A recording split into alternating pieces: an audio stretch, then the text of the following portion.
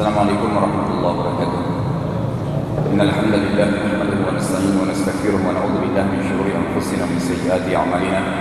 May yahdihillahu fala mudilla lahu wa may yudlil fala hadiya lahu. Wa asyhadu an la ilaha illallah wahdahu la syarika lahu wa asyhadu anna Muhammadan 'abduhu wa rasuluh. Qala Allah ta'ala ya ayyuhalladzina amanu taqullaha haqqa tuqatih wa la tamutunna illa wa antum muslimun. Wa qala azza min qala ya ayyuhan nasu taqu rabbakum alladzi khalaqakum min nafsin wahidah wa khalaqa minha zawjaha wa batha minhuma rijalan katsiran wa nisaa wattaqullaha alladzi tasaaluna bihi wal arham innallaha kana 'alaykum raqiba.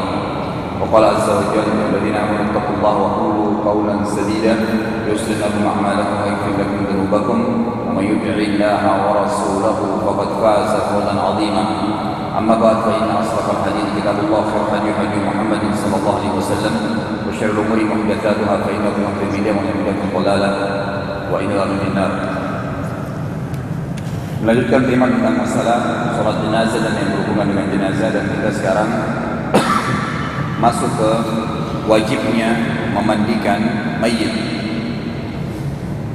Jika seorang muslim meninggal, baik orang dewasa maupun anak kecil, baik jasadnya utuh atau hanya sebagian saja yang ditemukan, hendaklah tetap ia dimandikan. Adapun jenazah seorang muslim yang tidak perlu dimandikan adalah orang yang mati syahid di medan perang, yang gugur karena dibunuh oleh tangan orang-orang kafir saat berjuang di jalan Allah. Hal ini berdasarkan dengan sabda Nabi sallallahu alaihi wasallam di dalam hadis yang sanadnya sahih riwayat Imam Ahmad, la tughsiluhum fa inna kulla jurhin aw kulla damin yafuhu miskan yaumal qiyamah. Khusus untuk jenazah orang yang mati di medan perang, janganlah kalian memandikan mereka, karena sesungguhnya setiap luka atau tetesan darah akan menebarkan bau yang lebih wangi dari bau kasturi pada hari kiamat. Hadis ini memberikan gambaran kepada kita bahwasanya selain orang yang mati syahid tetap dimandikan. Jadi hukumnya wajib. Dan dia sifatnya di sini fardu kifayah. Artinya wajibnya akan gugur bagi seluruh orang kalau sudah ada sebagian yang mengerjakan, baik itu sholat jenazah atau mengurus jenazahnya sendiri. Jadi kalau ada satu orang, dua orang yang sudah mandikan cukup, yang lain gugur kewajibannya. Tetapi orang yang memandikan jenazah harus orang yang paham apa yang dia harus lakukan, dan yang paling penting kata ulama adalah orang yang amanah, tidak menceritakan apapun yang dia lihat, baik dari aurat si mayit ataupun kalau ada kejadian-kejadian yang tidak nyaman dilihat, seperti misalnya mungkin ada luka tiba-tiba keluar darah, mengeluarkan bau yang tidak nyaman, mungkin karena memang dia banyak maksiatnya sebelum meninggal, maka bisa saja hal negatif terjadi. Tapi itu dengan kuasa Allah Subhanahu wa taala, tetap dia amanah, dia enggak boleh menceritakannya semestinya. Ya, karena dia harus menutupi aib seorang muslim dalam keadaan hidup ataupun dalam keadaan sudah mati. Karena sabda Nabi sallallahu alaihi wasallam yang sahih riwayat Imam Muslim, "Man satara musliman fi dunya, satarahu Allah yaumil qiyamah." Siapa yang menutupi aib seorang muslim di dunia, maka Allah akan tutupi aibnya di akhirat. Itu kata para ulama hadis, termasuk yang hidup dan yang mati. Jadi mayit pun harus ditutupi aibnya, nggak boleh.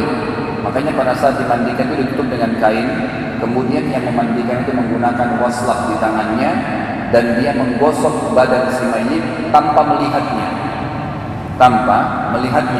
Jadi menjamah anggota tubuh tersebut tanpa melihat.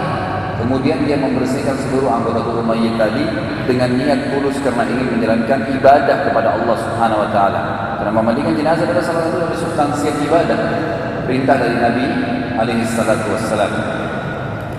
Kemudian tata cara memandikan jenazah setelahnya dikatakan oleh beliau, jika air telah disiramkan secara merata ke sekujur tubuh mayit, maka hal itu dianggap cukup. Kalau sudah di kepalanya disiramkan air sampai ke kakinya dan sudah basah, itu sebenarnya sudah cukup. Pada saat dari dua lubang tubuhnya, dubur dan kubulnya, sudah tidak mengeluarkan kotoran, itu yang jadi inti. Kalau misalnya hidungnya masih mengeluarkan darah, telinganya masih mengeluarkan darah, itu bisa ditutup dengan kapas. Kalau sudah dicuci, tutup dengan kapas. Tapi kalau dari kubul dan dubur ini dianggap kotoran, najis, tetap harus ditekan perutnya, dikeluarkan kotoran semuanya, dipastikan tidak ada lagi kotoran dari dua tempat ini. Tetapi tata cara memandikan mayit yang dianjurkan serta dianggap sempurna adalah sebagai berikut.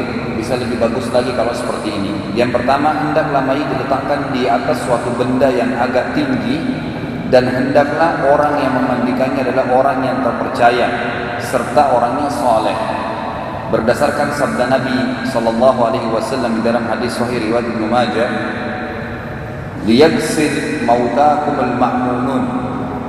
Hendaklah orang yang memandikan mayit kalian adalah orang-orang yang terpercaya. Kemudian menekan perutnya dengan perlahan supaya kotoran yang ada di dalamnya keluar semuanya, lalu memakai sarung tangan dan berniat memandikannya sebagai bentuk ibadah kepada Allah SWT, niat dalam hatinya. Lalu membasuh kemaluannya dan membersihkan kotoran yang ada di sekitarnya. Lalu melepaskan sarung tangan dan mewudukannya sebagaimana wudhu sholat. Lalu membasuh sekujur tubuhnya dimulai dari anggota tubuh yang paling atas, bagian kepala, hingga anggota tubuh yang paling bawah sebanyak 3 kali. Jika dipandang belum bersih, maka boleh membasuhnya hingga 5 kali atau 7 kali. Intinya diwitirkan, diganjilkan. Dan pada basuhan yang terakhir boleh memakai sabun atau wangi-wangian yang lainnya. Tetapi kalau ingin mengikuti sunnah, maka sebaiknya menggunakan daun bidara. Yang saya sudah pernah sampaikan juga, sekalian usahakan di rumah kita ada daun bidara, ada pohonnya. Itu dikenal dengan apel India. Kalau Anda ke toko-toko atau di teman-teman kita yang dagang pohon-pohon di pinggir jalan itu pasti tahu. Bilang aja saya mau beli pohon ya bidara atau apel India. Memang dia berbuah seperti apel, buahnya manis sekali buahnya. Di rumah saya kebetulan ada warna hijau, itu manis sekali buahnya, dan daunnya itu bisa dipakai untuk memandikan jenazah serta bisa dipakai untuk meruqyah orang yang kena sihir. Jadi kalau orang kena sihir, kena jin, boleh dipakai mandi airnya. Jika mayitnya seorang muslimah, maka gelung rambutnya dibuka dan membasuhnya. Kalau rambutnya panjang, dibuka rambut itu, kemudian dibasuh. Sebagian ulama mengatakan boleh disampokan kepalanya. Ya, kalau tidak memakai sabun itu saja. Makanya lebih baik kalau saya sering sarankan menggunakan sabun cair. Sehingga sabun itu cukup untuk membasah, mencuci rambutnya dan mencuci badannya. Kalau sabun batangan agak susah kadang-kadang membusahkannya di rambut. Jadi membersihkan sedemikian rupa sebersih mungkin. Ya, sebersih mungkin. Kemudian mengelungkannya kembali. Rambut itu kembali digulung. Karena Rasulullah SAW telah memerintahkan supaya rambut putri beliau dilakukan seperti itu saat jenazahnya dimandikan, sebagaimana disebutkan dalam hadis Bukhari. Sebagaimana disebutkan di dalam hadis Bukhari. Kemudian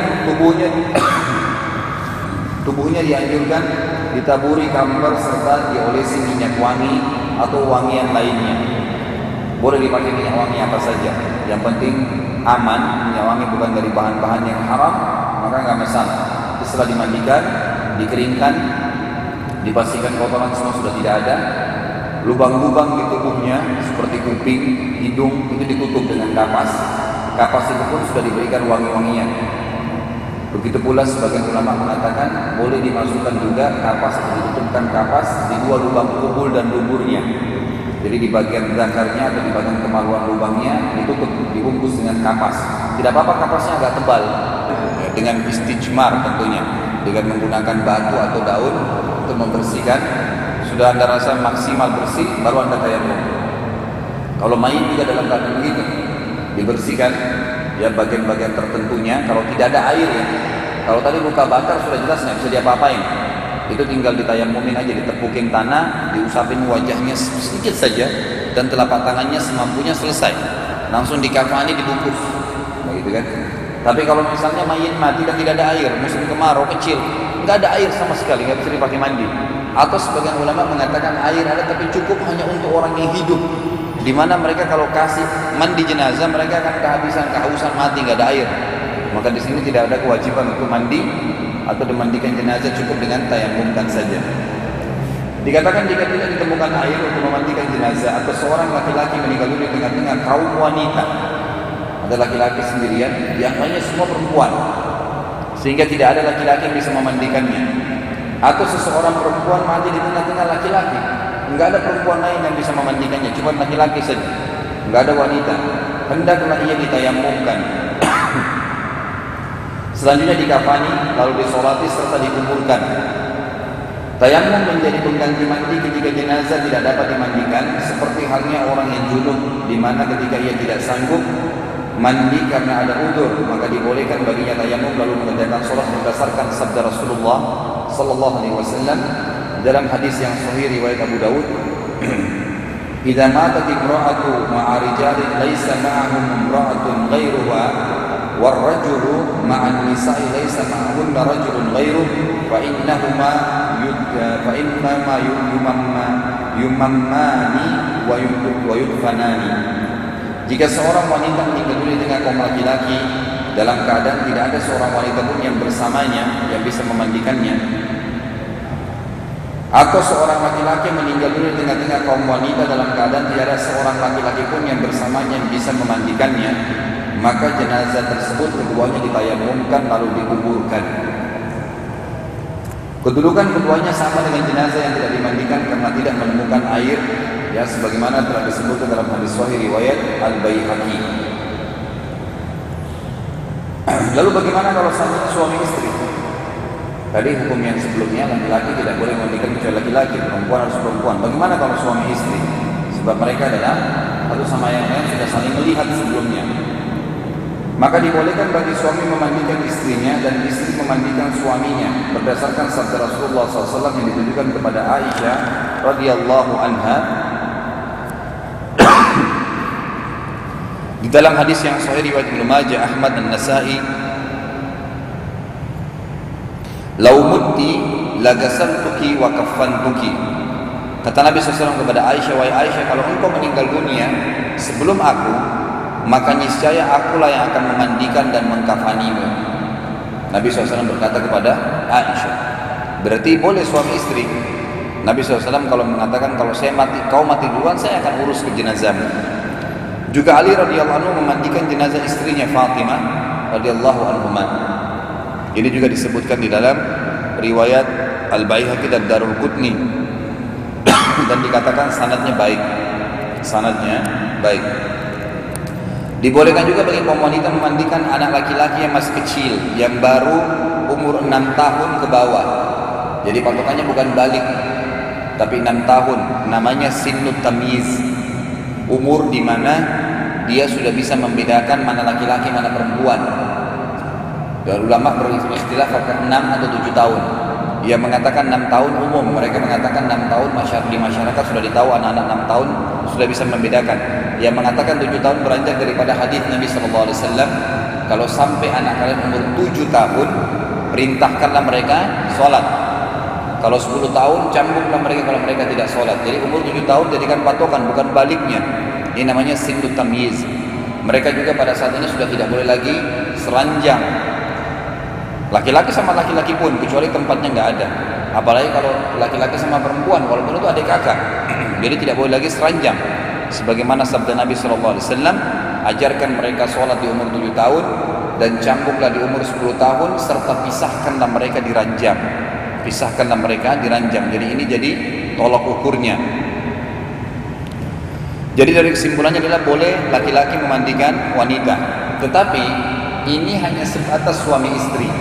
Tidak boleh seorang anak memandikan ibunya atau seorang ibu memandikan anaknya yang sudah balik. Udah nggak boleh, karena memang dasarnya tidak boleh lagi anak yang sudah balik dilihat auratnya oleh ibunya. Sama sebaliknya, tidak boleh seorang ayah memandikan anak perempuannya yang sudah balik walaupun jadi jenazah. Jadi harus dicari ibunya, tantenya, atau saudarinya, atau muslimah yang lainnya. Jadi yang boleh lawan jenis hanya suami istri saja. Ini pun ulama mengatakan karena ada sabda Nabi SAW tadi berkata kepada Aisyah, kalau kau mati hai Aisyah duluan lebih saya, maka saya akan kafani kamu dan memandikanmu. Kemudian mengkafani mayit, diwajibkan mengkafani mayit seorang muslim setelah dimandikan dengan kain yang bisa menutupi seluruh tubuhnya. Mus'ab bin Umair radhiyallahu anhu, seorang sahabat Nabi yang mati syahid di medan Uhud. Salah satu syuhada dalam perang Uhud dikafani dengan selendang yang pendek. Melihat hal tersebut, maka Rasulullah SAW memerintahkan para sahabat supaya menutupi kepalanya serta tubuhnya. Kemudian mereka menutupi kedua kakinya dengan pohon ikhdir atau tumbuhan yang berbau wangi. Hal ini menunjukkan kewajiban menutup seluruh tubuh mayit. Sedangkan kain kafan yang dianjurkan adalah kain kafan yang berwarna putih dan bersih, baik yang masih baru maupun yang sudah lama. Tidak harus baru, boleh kain lama tapi warna putih yang bersih. Hal ini berdasarkan sabda Nabi sallallahu alaihi wasallam di dalam hadis diriwayatkan oleh Tirmidzi dan beliau mensahihkannya, ilbasu min thiyabikumul bayad fa innaha min khairi thiyabikum wa kaffinu fiha mautakum. Pakailah pakaian kalian yang berwarna putih, terutama bagi laki-laki, karena ia adalah sebaik-baik pakaian kalian. Yang kelihatannya orangnya bersih kalau pakai baju putih. Umumnya orang kulit hitam, kulit putih sama saja. Kalau pakai baju putih tetap saja kelihatannya bersih. Dan kafanilah mayit-mayit kalian dengannya. Selain itu dianjurkan juga mengolesi kain kafan dengan minyak wangi. Jadi selain tubuhnya dikasih minyak wangi, tadi setelah mandi juga kain kafannya dikasih lagi minyak wangi. Berdasarkan sabda Nabi SAW di dalam hadis riwayat Imam Ahmad dan Hakim serta beliau mensahihkannya, "Idza ajmartumul mayyita fa ajmiruhu thalathan."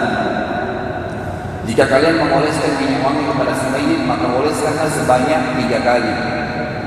Bisa dioleskan ke tangan, dioles ke kain kafannya supaya menyeluruh dari kepalanya sampai kakinya, sama halnya dari tubuhnya.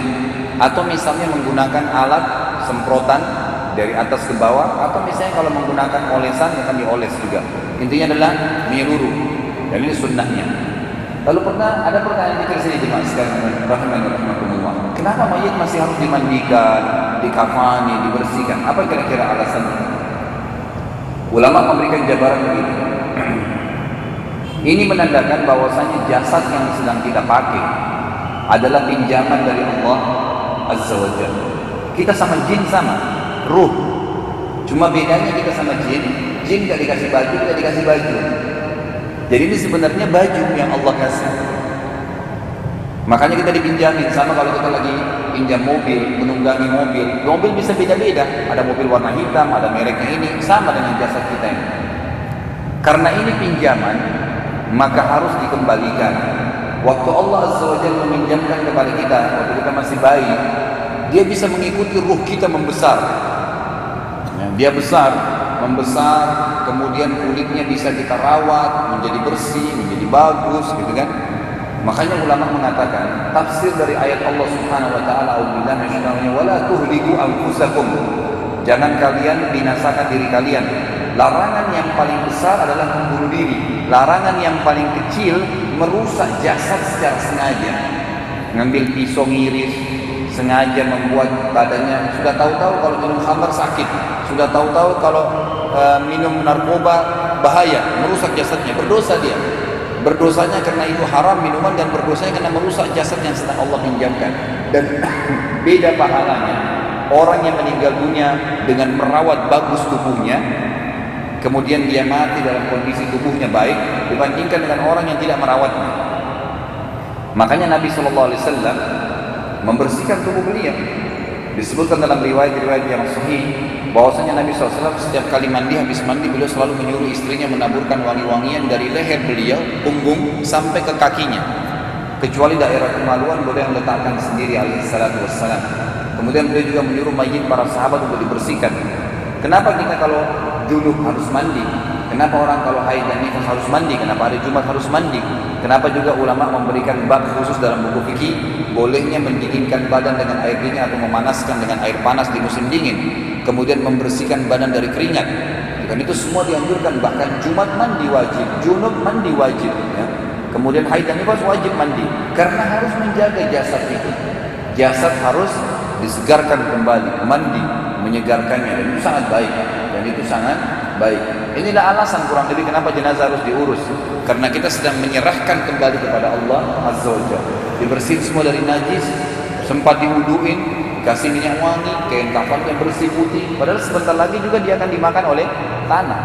Jasadnya akan dimakan oleh tanah, sebagaimana sabda Nabi SAW dalam hadis sahih riwayat Ahli Sunan yang berbunyi, semua jasad kalian akan dimakan oleh tanah kecuali tulang ekor kalian, di mana Allah akan menumbuhkan kalian kembali pada hari kiamat dari tulang ekor itu dengan hujan yang Allah turunkan seperti sperma laki-laki dan akan menyentuh tulang-tulang ekor itu sehingga kalian tumbuh seperti tumbuhnya tanaman. Tentu kecuali jasad 3 orang, para nabi-nabi, syuhada, dan orang-orang yang menghafal Al-Quran tidak dimakan jasadnya oleh tanah. Tapi intinya yang melalui alam barzah adalah ruh, bukan jasad. Nanti di akhirat, di neraka, di surga, ruh sama jasad akan merasakan. Karena nanti Nabi SAW mengatakan ruh akan ditiupkan kembali ke dalam jasad, dimasukkan pada saat di mahsyar, pada saat kita dibangkitkan. Kalian akan ditumbuhkan dan dimasukkan ruh ke dalam jasad kalian. Jadi pengembalian jasad ini sebenarnya ya dengan keadaan rapi karena pinjaman kepada Allah Azza wa Jalla. Jadi menandakan Islam adalah agama yang bersih. Harus selalu membersihkan sampai si mayit pun dibersihkan juga. Adapun kain kafan untuk mayit laki-laki dalam riwayat sendiri berjumlah 3 lapis. Jadi 3 lapis cukup yang besar, kurang lebih ukuran badan dia, tapi 3 lapis yang cukup besar. Yang satu kainnya cukup melilit tubuhnya, satu lembar cukup melilit tubuhnya, dibuat 3. Jadi 1 kali dilapis, 2 kali dilapis, 3 kali dilapis. Tapi sekali lagi 1 lembarnya cukup untuk melilit tubuhnya, jadi kan ditutup semuanya. Sementara perempuan dianjurkan untuk 5 lapis. Kenapa? Agar jasadnya tidak terbentuk lagi, terutama bagian dadahnya, karena tangannya nanti akan diletakkan di dadahnya. Rasulullah SAW sendiri dikafani dengan 3 lapis kain kafan yang terbuat dari kapas yang terbaik yang baru dari negeri Yaman, tanpa menggunakan baju kurung dan sorban. Perhatikan, riwayat sahih ini menjelaskan riwayat Imam Bukhari dan Imam Muslim menjelaskan kepada kita bahwasanya tidak menggunakan baju kurung. Saya pernah hadiri salah satu jenazah jemaah kita yang lagi dimandikan. Kebetulan saya waktu itu yang mandikan karena saya dikenal salah satu kerabat saya. Kemudian selesai dimandikan, saya tidak tahu di depan ternyata sudah ada jemaah lain yang menunggu dan cukup banyak orang, kena rame. Beliau orang yang terkenal, semoga Allah mengampuni gitu. Itu ternyata jemaahnya sudah siapin baju kain kafan juga, ditulisin kaligrafi macam-macam gitu kan. Terus dibuatnya seperti baju, ada lubang lehernya dimasukin ke badannya. Ini tidak ada sama sekali sunnahnya. Sama sekali tidak ada sunnahnya. Jadi yang ada cuma kain kafan murni, tidak ada tulisan kaligrafi, tidak ada tulisan ayat, tidak ada tulisan apa-apa. Dibungkus 1, 2, 3, selesai. Diikat bagian kakinya, diikat bagian kepalanya, dan nanti ikatan kepalanya dilepas kalau sudah diturunkan di liang lahat. Kecuali bagi orang yang meninggal dalam keadaan ihram. Kalau anda lagi umroh, lagi haji, lagi dalam masih ihram, anda meninggal dunia, maka ia dikafani dengan kain ihramnya. Nggak dipakai kain lain, karena kain ihram umumnya sudah putih kalau laki-laki ya. Kalau perempuan juga tetap dipakai dengan kain yang sedang dia pakai, pakaiannya itu. Yaitu cukup untuk selendangnya serta kainnya saja. Tidak mengolesinya dengan minyak wangi, serta kepalanya juga tidak ditutup seperti ya keadaannya ketika ihram.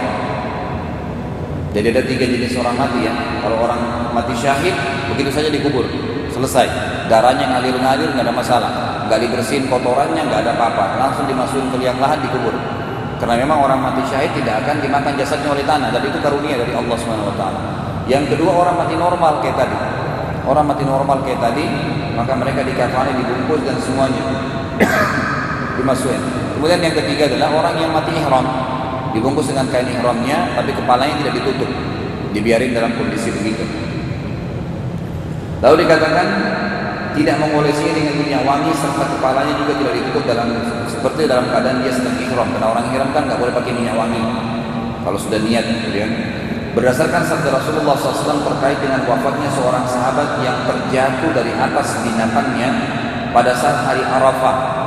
dalam hadis Bukhari Muslim, "Ghassiluhu bima'in wa sidrin wa kaffinuhu fi thawbihi wa la tuhannikuhu wa la tukhammiru ra'sahu fa innahu yub'atsu yaumal qiyamati mulabbiyan." Mandikanlah ia dengan air bersih serta daun pohon bidara. Tadi yang saya katakan, jadi dalil Bukhari Muslim yang menjelaskan kita dianjurkan menggunakan daun bidara. Lalu kafanilah ia dengan kainnya, kain ihramnya. Janganlah mengolesinya dengan minyak wangi dan jangan pula menutup kepalanya, karena ia akan dibangkitkan pada hari kiamat dalam keadaan sedang bertalbiyah. Ini kalau orang lagi mengalami ihram. Kemudian kain kafan dianjurkan agar terdiri dari kain putih apa saja, dari jenis kain apa saja kecuali sutra, bila dibolehkan. Diharamkan mengkafani mayit seorang muslim dengan kain kafan dari sutra, karena sifatnya ia memang haram dipakai bagi kaum laki-laki, sehingga haram pula pada saat mengkafani mayit dengannya. Adapun mayit wanita meskipun dibolehkan memakainya, tapi tetap dimakruhkan mengkafani dengannya, karena hal ini termasuk tindakan yang melampaui batas dan berlebih-lebihan. Yang keduanya dilarang oleh Allah dan Rasulnya alaihi salatu wassalam, sebagaimana dijelaskan dalam hadis sahih. Kata Nabi SAW di dalam hadis riwayat Abu Dawud, "La tughalu bil kafani fa innahu yuslabu sari'an." Tidak perlu kalian berlebihan dengan kain kafan, karena ia akan segera rusak. Juga Abu Bakar radhiyallahu anhu berkata dalam hadis Bukhari, "Innal hayya aula bil jadidi minal mayyit, innama huwa lil muhla atau al-kayru aw as-sadid yasilu minal mayyit." Sesungguhnya orang yang masih hidup lebih berhak atas kain yang baru daripada orang mati. Orang hidup boleh pakai baju baru, orang mati nggak perlu. Yang penting bersih. Kalau ada baru alhamdulillah, kalau nggak ada masalah. Kenapa? Karena kain kafan itu hanya untuk mewadahi cairan atau nanah yang keluar dari tubuh mayit. Sebagaimana Abu Bakar mengatakan radhiyallahu anhu. Jadi di sini jelas kita tidak boleh berlebihan dalam masalah menggunakan kain kafan, terutama masalah sutra. Hadisnya adalah hadis Bukhari. Nabi SAW pernah mengangkat emas di tangan kanannya dan sutra di tangan kirinya, lalu berkata, "Inna hadzani haramun ala dhukuri ummati." Dua benda ini hukumnya haram dipakai oleh kaum laki-laki umatku, emas dan sutra. Dari mereka hidup, begitu juga pada saat mereka mati. Kaum perempuan boleh pakai, tapi kalau sudah jadi mayit nggak boleh lagi. Dimakruhkan oleh ulama, walaupun kain sutranya itu warna putih, karena memang dilarang untuk berlebihan dalam masalah mayit ini. Lebih sederhana, lebih bagus, gitu kan? Yang penting sudah bersih, sudah dikafani, selesai. Kemudian mensolati mayit, mensolati jenazah seorang muslim hukumnya wajib kifayah atau fardu kifayah. Kalau yang sholat sudah cukup, nggak perlu yang lain mensolatinya. Demikian juga dengan memandikannya, mengkafani serta menguburkannya. Kalau ada sebagian umat Islam sudah hadir, maka yang lainnya gugur kewajibannya. Sehingga jika sebagian kaum muslimin telah menunaikannya, maka kewajiban itu dianggap gugur dari kaum muslimin yang lainnya. Rasulullah SAW biasa mensolati mayit-mayit kaum muslimin, tetapi sebelum melaksanakannya beliau memperhatikan terlebih dahulu. Ada dua jenazah yang Nabi SAW tidak solati. Yang pertama itu adalah orang yang terlilit dengan hutang. Orang yang terlilit dengan hutang, ini Nabi SAW tidak solati. Disuruh yang lainnya sholati. Sahabat-sahabat lain boleh sholat, tapi beliau sendiri tidak jadi imam. Beliau tidak mensolatinya. Yang kedua adalah orang yang jelas kemunafikannya, atau orang yang murtad dari agama. Karena Nabi SAW terakhir mensolati Ubaidillah bin Abdullah bin Salul, pimpinan orang munafikin. Setelah itu Allah larang, nggak boleh lagi. Nggak boleh lagi sholat, kata Allah SWT, "Wala tusalli ala ahadin minhum wala takum ala qabri." Janganlah kau mensolati orang-orang munafik itu, hai Muhammad, setelah hari ini, dan jangan kamu berdiri di kuburannya mendoakan. Tidak perlu. Jadi selesai. Kalau orang munafik jelas. Kalau anda tanya siapa itu orang munafik, Nabi SAW sudah sampaikan. Ada 4 hal kalau ada pada diri seseorang, pastikan dia munafik tulen sampai dia taubat. Yang pertama, kalau dia berbicara dia berbohong, selalu bohong hidupnya. Yang kedua, kalau dia berjanji tidak menepatinya. Yang ketiga, kalau dia diberikan amanah maka dia khianati. Dan yang keempat, kalau dia berdebat, maka dia berlaku curang. Dia berlaku curang, mencaci maki orang, menggunakan jabatannya karena ini orang lebih lemah maka dijatuhkan, ya, dan seterusnya. Itu sifat-sifat munafikin. Kata Nabi SAW, pasti dia munafik sampai dia taubat. Jadi kalau ada ciri-ciri ini, ulama muslimin dianjurkan tidak mensolatinya. Orang yang punya utang dan orang yang jelas munafik atau dia murtad dari agama Islam. Nabi SAW berkata kepada para sahabat yang kebetulan ada yang disolati waktu itu punya utang belum dibayar, maka dikatakan dalam hadis yang sahih riwayat Bukhari, sallu ala sahibikum, solatilah teman kalian ini. Tapi Nabi sendiri tidak solati. Nabi sendiri tidak solati. Makanya para ulama mengatakan orang ulama tidak mensolati orang-orang seperti ini. Oleh karena itu, kalau saya selalu sarankan jemaah saya, kalau ada kerabat kita lagi sakit keras, sudah kelihatan akan menuju kepada kematian, atau dia meninggal dunia, maka yang paling pertama disebarkan, diiklankan kematiannya dan langsung disampaikan. Bukan nunggu nanti kalau sudah dikuburkan baru disampaikan.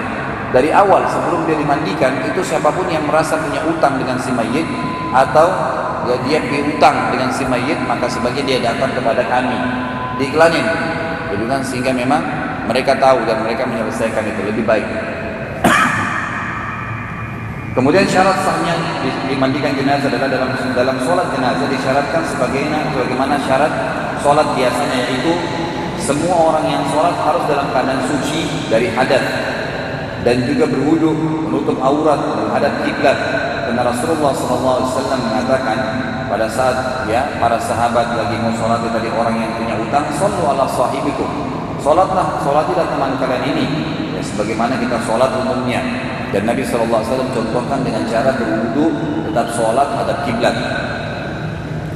Kemudian hal-hal yang diwajibkan pada saat kita sholat jenazah adalah kita niatkan dalam hati untuk sholat jenazah. Dan kalau jenazah itu adalah laki-laki, maka tetap mereka diletakkan menyilang dari kiblat. Kiblat di sana ditaruh menyilang, laki-laki kita berdiri di atas kepalanya, bagian wajahnya, dan kalau perempuan di perutnya. Kemudian cara sholatnya adalah sebagaimana disebutkan banyak dalam hadis yang sahih Tirmidzi, riwayat Bukhari, Muslim, semuanya adalah dilakukan dengan 4 kali takbir. Dan 4 kali takbir ini langsung takbir pertama Allahu Akbar, membaca Al-Fatihah, takbir kedua Allahu Akbar, membaca salawat kepada Nabi SAW, takbir ketiga, kemudian membacakan doa untuk mayyit, dan takbir keempat salam. Sebagian ulama Syafi'iyah mengatakan boleh berdoa sebelum takbir keempat, pada saat takbir keempat boleh berdoa sebelum salam. Lalu juga khilaf di antara ulama tentang masalah salamnya, apakah salam sekali atau 2 kali. Ya umumnya dua-duanya pendapat insya Allah bagus, ya. Boleh sekali kanan saja sudah sah, atau bisa dua-dua kiri kanan. Sebagaimana sholat 5 waktu, hukumnya wajib yang 1 kali ke kanan dan sunnah yang sebelah kiri. Sunnah yang sebelah kiri. Masih ada waktu? Baik, kita tutup dulu sampai di sini. Nanti kalau masih sempat ada yang mau bertanya silahkan ya. Makmum yang terlambat itu ada 2 pendapat. Kalau ada orang yang datang ternyata sudah takbir yang ketiga, antum datang, jenazah disolatin, sudah imamnya Allah Akbar takbir ketiga, lalu kita datang ikut takbir ketiga, berarti kan kita kehilangan 2 takbir yang pertama. Pendapat pertama mengatakan cukup dia ikuti imam. Jadi begitu takbir ketiga dia dihitung takbir ketiga, takbir keempat, selesai dia salam sama imam. Ini pendapat yang pertama. Pendapat yang kedua mengatakan tidak, seperti umumnya sholat. Jadi kalau dia datang takbir ketiga, berarti dia hitung dia sedang takbir pertama. Imam mendoakan mayit, kita baca Al-Fatihah. Takbir keempat imam mau salam, kita tetap membaca salawat, lalu kita menambah 2 salam setelahnya. Dan juga sama jemaah sekalian, kalau anda datang kepada jenazah ternyata orang sudah selesai sholat berjamaah, masih bolehkah saya sholati? Boleh, walaupun sendirian. Dan ulama sepakat mengatakan semua sholat tidak boleh dikerjakan di kuburan kecuali sholat jenazah. Khusus itu saja di atas kuburan dia, karena Nabi SAW dalam hadis Bukhari, sholat di atas kuburan seorang sahabiat yang membersihkan masjid tapi meninggal dan tidak disampaikan kepada Nabi SAW, lalu Nabi datang dan sholat dan mendoakan si sahabiat tadi. Kurang lebih seperti itu. Ada yang mau bertanya sampai sini?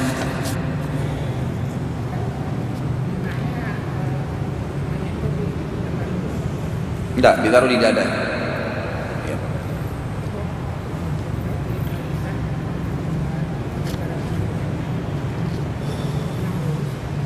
Memang ada pendapat begitu Pak. Boleh diletakkan di bawah, boleh diletakkan di dadahnya. Itu memang khilaf di antara ulama ya. Tapi Allahu alam, kalau saya lihat keduanya nggak masalah. Ya, intinya adalah pada saat itu dia dibersihkan dan di kafannya itu lebih difokuskan.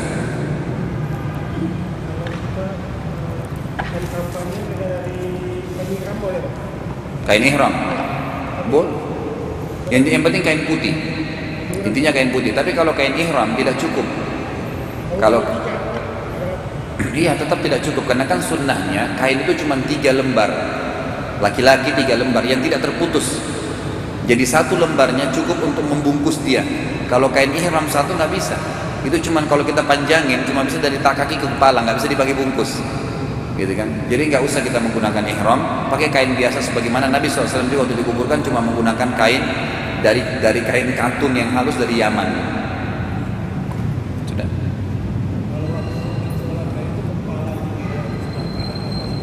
Sebelah kanan, kepala jenazah sebelah kanan, ya kiblat di depan kita. Baik, nanti kalau ada yang mau bertanya lagi, insya Allah bisa tanya saya habis sholat aja ya. Ini soalnya sudah mau azan. Nanti datang aja sekarang. Baik, kita tutup dengan kafaratul majlis. Subhanakallahumma bihamdika asyhadu an la ilaha illa anta astaghfiruka wa atubu ilaik. Wassalamualaikum warahmatullahi wabarakatuh.